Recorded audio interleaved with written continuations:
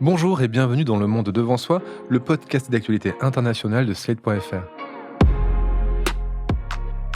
Je suis Christophe Caron, je suis en compagnie de Jean-Marie Colombani, directeur de la publication de Slate. Salut Jean-Marie. Bonjour Christophe. Et d'Alain Frachon, éditorialiste au Monde et spécialiste des questions internationales. Salut Alain. Bonjour Christophe. Pendant près de 24 heures, le monde a eu les yeux rivés sur la Russie, des heures qui ont dû durer une éternité pour le Kremlin, car après avoir pris le contrôle du QG des forces russes engagées en Ukraine à Rostov-sur-le-Don, le groupe Wagner a entamé une marche sur Moscou. Des heures où le monde sidéré regardait Evgeny Prigojine se retourner contre Vladimir Poutine, des heures où ce même Vladimir Poutine semblait lui aussi sidéré par ce qui arrivait sur son territoire. En témoigne, on y reviendra, son discours tenu au matin du samedi 24 juin. Finalement, au terme d'une négociation menée par le président biélorusse Alexandre Loukachenko, et alors que les troupes de Wagner n'étaient qu'à environ 300 km de Moscou, Prigojine a fait volte-face.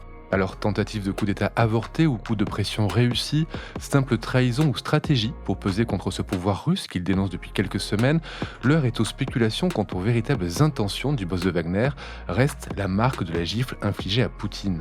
Alors Alain, Jean-Marie, nous n'allons pas faire forcément le fil de cette folle journée qui a été abondamment traitée depuis samedi, et je vous renvoie d'ailleurs à l'excellent papier de Phoenix sur Slate.fr à ce sujet, paru le dimanche 25 juin. Mais pour commencer, est-ce que ce retournement de Prigojine vous a surpris, Alain ? C'est vrai que depuis quelque temps, il retenait de moins en moins ses coups contre le gouvernement russe et contre Poutine en particulier. Ce qui m'a surpris, c'est plutôt la montée de la virulence de ses discours. Jusque-là, il avait épargné Vladimir Poutine, qui est après tout celui qui a créé Wagner, celui qui a créé Wagner il y a longtemps maintenant, mais il s'attaquait d'habitude à l'état-major. Il reprochait à l'état-major de ne pas lui fournir de munitions, de ne pas avoir de stratégie, d'être des incompétents, et il insultait ouvertement par ses vidéos. Il insultait le ministre de la Défense, Shoigu, qui est un ami personnel de Vladimir Poutine, et le chef d'état-major, le général Gerasimov. Et puis là, tout d'un coup, il change. Ces 3 ou 4 derniers jours, il envoie une vidéo qui dénonce le récit national poutinien sur les raisons de la guerre en Ukraine. C'est-à-dire que Prigojine dit: il n'y avait pas de menace venant de l'Ukraine, il n'y avait aucune menace contre la Russie, aucune population n'était martyrisée dans le Donbass. Ce n'est pas vrai que l'armée ukrainienne bombardait les populations civiles du Donbass dans les 2 régions où elle s'était autoproclamée république indépendante. Et ce n'est pas vrai non plus que l'OTAN menaçait d'attaquer la Russie et de la démanteler, comme le dit le récit national poutinien, c'est-à-dire ce que les Russes entendent tous les jours à la radio et à la télévision, et ce qu'avait dit Poutine pour lancer son opération en février 2022. Eh bien, tout ça, c'est faux. Alors ça m'a surpris, ça m'a étonné de voir que c'était un défi ouvert lancé à Poutine. Après, non, si vous me demandez si j'aurais imaginé que le groupe Wagner allait lancer une colonne de plusieurs blindés en direction de Moscou, je ne l'aurais pas imaginé. Ce sera une éternelle question. Est-ce que c'était vraiment uniquement un coup de force et une façon de se rétablir? Parce que, in fine, Prigojine, dans la période précédente, était quand même très isolé et surtout sous la menace d'un ultimatum. Au 1er juillet. L'ultimatum du 1er juillet délivré par le ministre de la Défense, c'est-à-dire son éternel ennemi Shoigu, et qui enjoignait aux milices, parce qu'il n'y a pas que la milice Wagner, de se fondre dans l'armée russe et donc de cesser d'être autonome. Donc si vous enlevez à Prigojine, si vous lui enlevez ses hommes et sa milice, eh bien, il ne pèse plus que ses comptes en banque, si j'ose dire, et donc, ou sa capacité d'influence, mais certainement plus là, ce n'est certainement plus la même chose. Donc, je pense qu'il y a ça, le facteur clé, c'est celui-là, et peut-être que ce décret a pu conduire Prigojine à considérer qu'il était trahi par Poutine, puisqu'il était en effet une création de Poutine, et qu'en retour, il a forcé son discours anti-Poutine, en effet, qui était pour la première fois un discours anti-Poutine sur le fond, évidemment, puisqu'il prenait le contre-pied, comme l'a rappelé Alain, de tout ce que croyait Vladimir Poutine. Ce que ça a surtout montré, et l'élément de surprise majeur, je pense, pour tout le monde, c'est ce que ça révèle de la faiblesse russe, des faiblesses russes. Moi, ça m'a fait penser que pendant des années, on avait vécu sur le mythe d'un Poutine ayant au fond rétabli l'État, redonné à la Russie sa puissance, sa grandeur. Rappelez-vous tous les commentaires, notamment en France, et il y en a encore quelques-uns, qui consistaient à dire mais quel stratège, quelle intelligence remarquable, ainsi de suite. Et nous voilà confrontés à la réalité d'un État qui ne réagit pas alors qu'une colonne de factieux s'avance vers la capitale, ou si peu de réactions, avec un désordre dans le commandement qui est assez spectaculaire, avec des responsables absents. Personne ne parle, en dehors de Poutine qui a prononcé quelques mots de Et du maire façon de Moscou. assez tendue, et du maire de Moscou pour dire préparez-vous à subir un assaut. Ainsi. Et donc, la révélation principale, c'est celle-là. De la même façon qu'avec surprise et stupeur, un certain nombre de gens avaient pu constater que l'armée russe n'était pas la première armée du monde ou une des premières armées du monde, mais qu'elle était faillible et qu'elle était faible. De la même façon, là, tous les rouages, beaucoup des rouages de l'État ont montré leur faiblesse. Alors après, qu'est-ce qui va se passer? Personne n'en sait rien.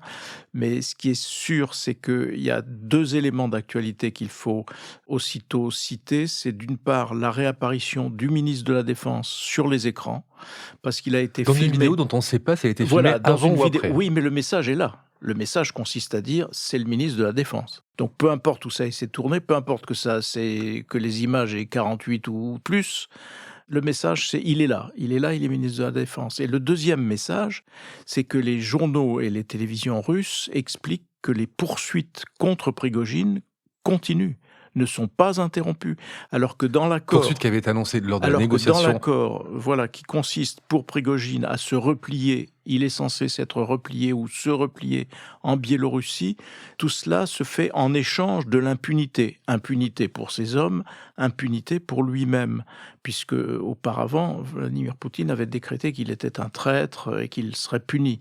Et donc, ce qui apparaît dans la presse russe aujourd'hui, c'est qu'il est toujours sous enquête et il est toujours poursuivi par le procureur de Russie. Donc voilà un des éléments du film qu'il faut prendre en compte. Alain, je voudrais revenir sur l'intervention de Vladimir Poutine au matin du samedi 24 juin, dont j'ai parlé en intro et dont Jean-Marie vient de parler. Ce discours est très guerrier, il a des mots très forts, il parle de traîtrise, il fait référence en 1917, mais derrière l'apparente force des mots, est-ce qu'on ne ressentait pas une certaine fébrilité du chef de l'État russe? C'est possible. D'abord, la question que tout le monde se pose, c'est: où ce discours a-t-il été enregistré? Puisque, Vladimir Poutine est rarement au Kremlin. Il a donc une datcha ou une résidence en dehors du Kremlin et il est souvent au bord de la mer Noire. Mais dans ces 2 lieux, disent des spécialistes de la Russie, il a un endroit qui est toujours le même et qui ressemble et qui permet de le filmer comme s'il était à son bureau du Kremlin, parce que les meubles sont les mêmes et le fond de l'image est la même. D'abord, on ne sait pas.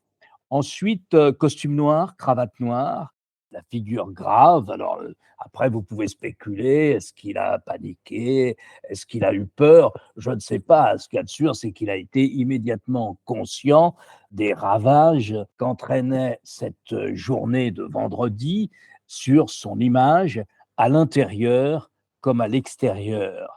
Et d'où les propos extrêmement fermes dont vous avez parlé: c'est une trahison, c'est une insurrection armée, c'est un coup de couteau planté contre le dos de nos soldats qui se battent en Ukraine. Bref, il n'a pas de mots assez forts pour dénoncer l'opération et dire que ses responsables et son chef seront poursuivis.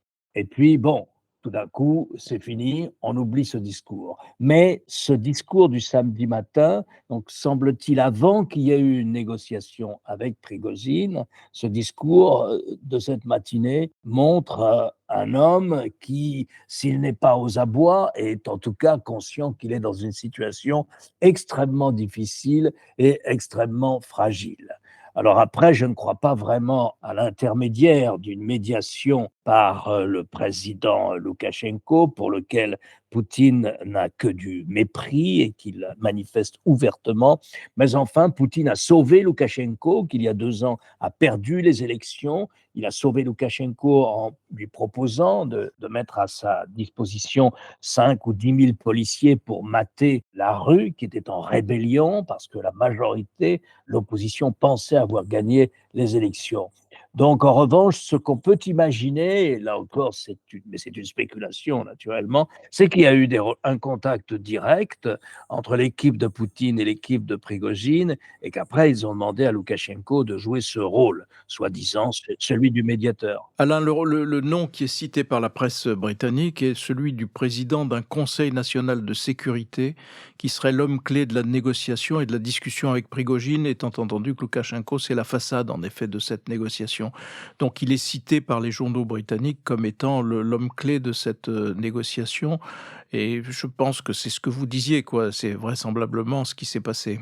Mais n'oubliez pas non plus un point qui peut être positif pour Poutine dans ces difficultés, dans cette phase, c'est qu'il passe aux yeux des Russes, et d'une certaine manière à juste titre, pour celui qui a trouvé une solution évitant le bain de sang entre l'armée d'un côté et les insurgés de Prigojine de l'autre. Il est l'homme qui a évité que les Russes se battent entre eux. Une question quand même. On sait que Wagner a une grande importance sur le sol ukrainien, mais pas seulement, il a aussi une grande importance pour l'influence de la Russie en Afrique. Est-ce que Poutine, Jean-Marie, Alain, peut faire sans le groupe Wagner ou est-ce qu'ils sont pieds et poings liés? Est-ce que c'est un allié encombrant, mais dont il ne peut pas se passer? Et d'ailleurs, une question complémentaire, est-ce que Wagner peut faire sans Prigojine? En Afrique, en effet, le rôle de la milice Wagner est essentiel.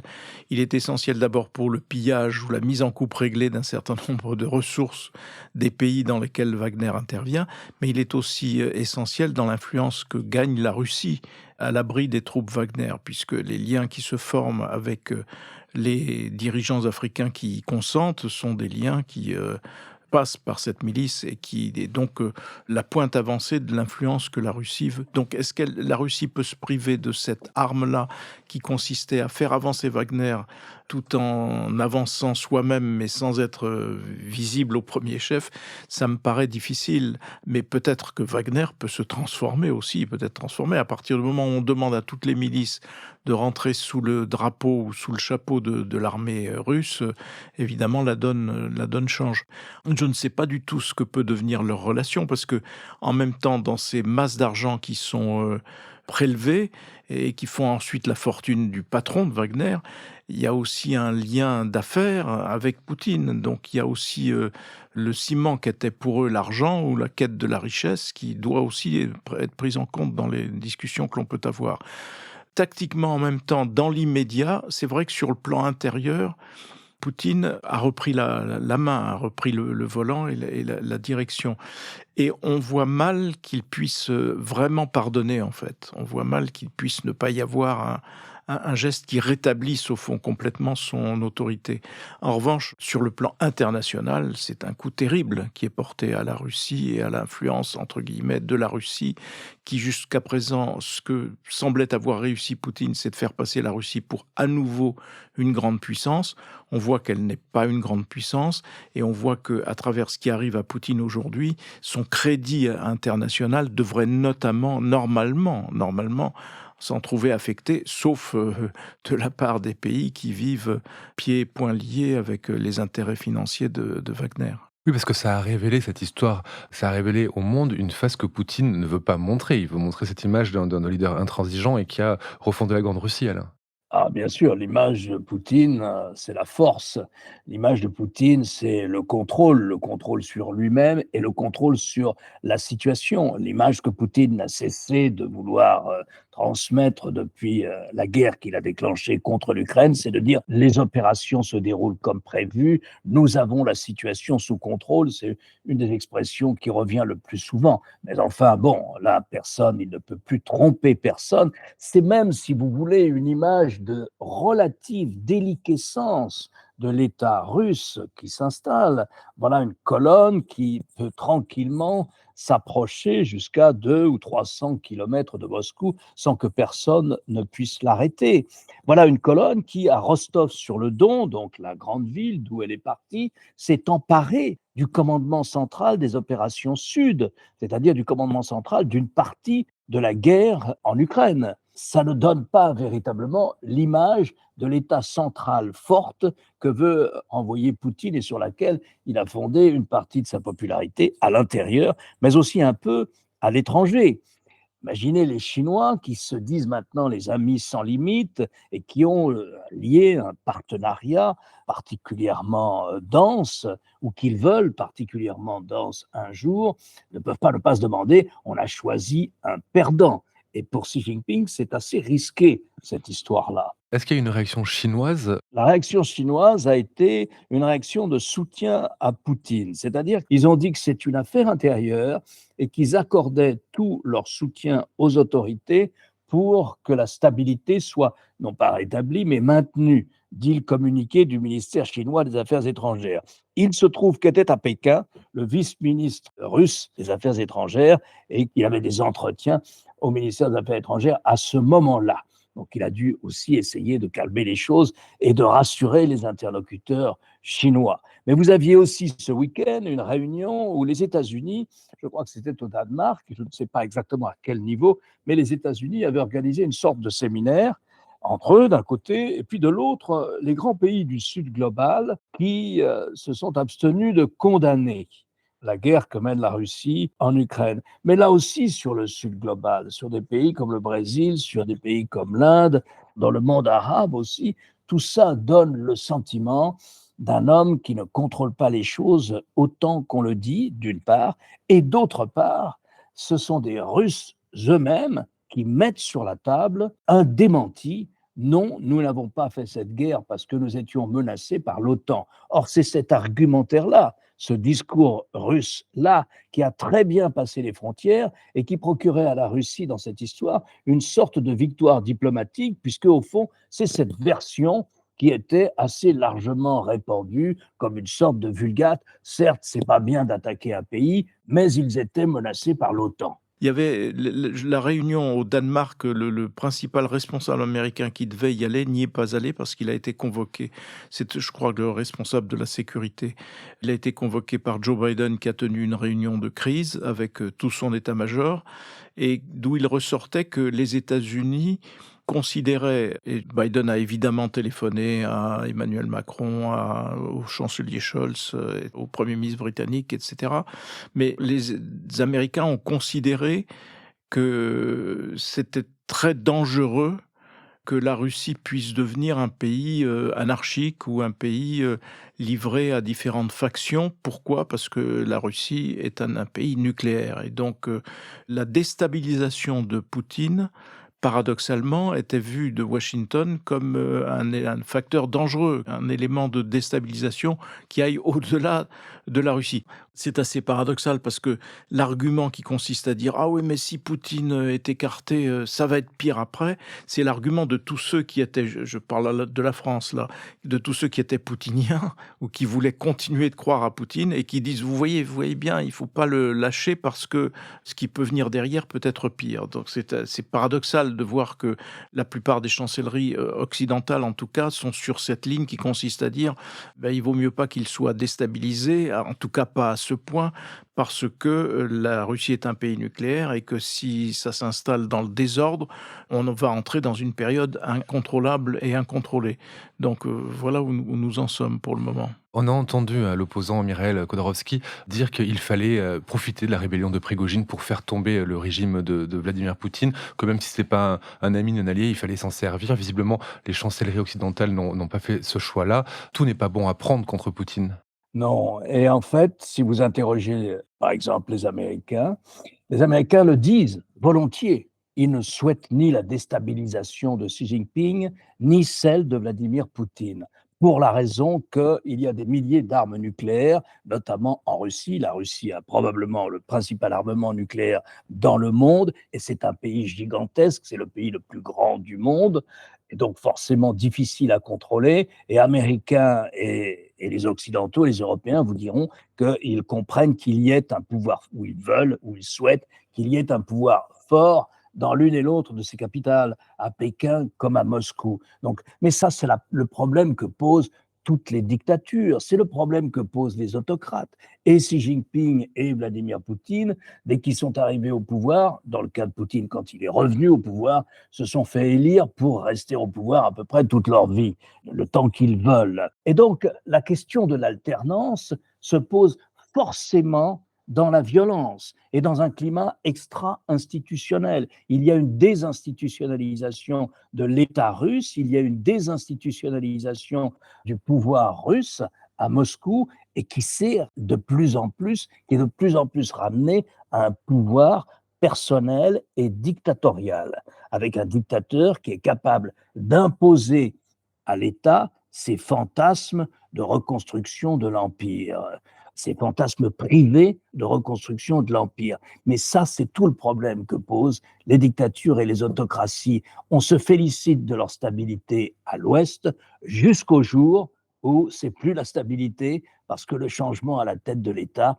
est toujours problématique et la plupart du temps violent. En tout cas, il y a une chose que l'on doit avoir en tête, c'est que, rappelez-vous, il n'y a pas si longtemps, explosait le barrage dans le sud de l'Ukraine et qui a donc contribué à inonder notamment une partie de la ville de Kherson et qui a privé donc les Ukrainiens de la possibilité de franchir le fleuve et d'attaquer par le sud.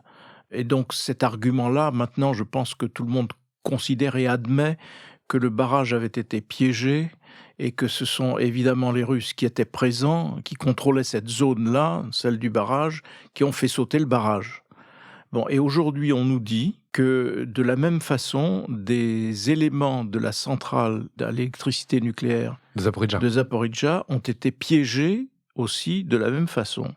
Donc attention à ce qu'un Poutine blessé peut faire ou peut avoir envie de faire pour rétablir son statut, son image, que sais-je encore, son autorité.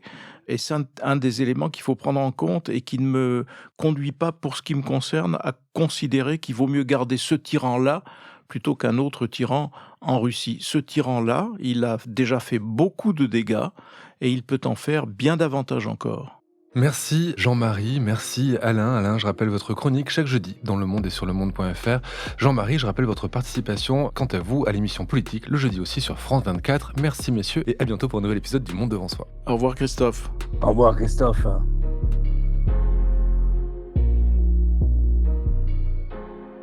Retrouvez Le Monde devant soi chaque vendredi sur slate.fr ou votre plateforme de podcast préférée.